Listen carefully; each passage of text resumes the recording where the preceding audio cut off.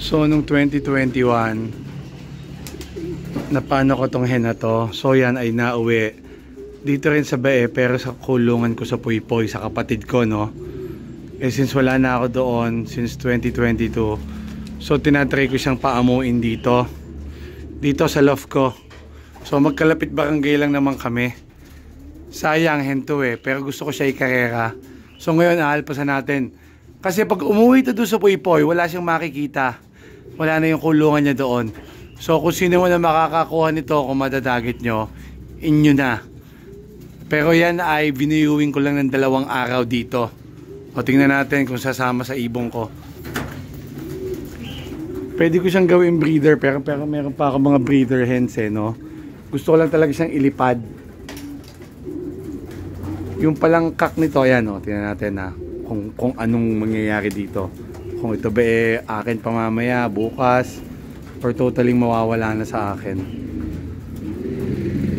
Yan ang buhay ng ibon, ikarera. Although stock bird, ganun talaga eh, minsan nagte-take tayo ng chances. Ayan, freely ko siyang inalpasan ha. Hopefully hindi na umalis yan, kasi nga meron siyang mate. Yun ang isang secret dyan, no? Especially yung mga kabataan, yung mga nagkakalapati boys, yun yung ginagawa nila para masanay yung ibon. Binibigyan nila ng pair. So hopefully yan, mag-stick sila. Ito siya, huwag siyang umalis, no? Yung tatay niyan ay hindi ko alam kung patay na o nakaalpas eh. Titingnan ko sa record ko. So ayan, yun ang isang motivation. So siya lang at isa pang hen ang hindi na uuwi sa akin.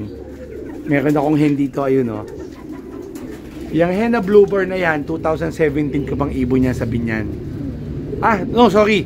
2007. Naibon ko pa yan sa Binyan. Yan, walang sing-sing yan kasi talagang pang stock ko yan. Kaso too old. Ewan ko kung makukuhanan ko pa. O, yun lang. So, eto namang isang to pang north. Nag-iisang nabuhay. 4 yan eh.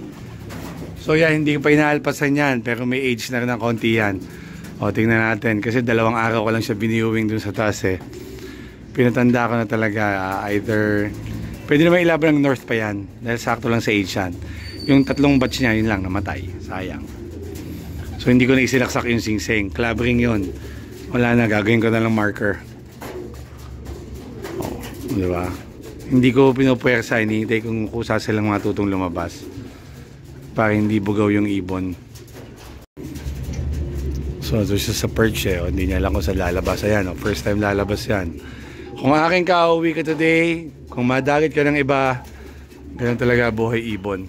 O, sana hindi ka na umalis dyan.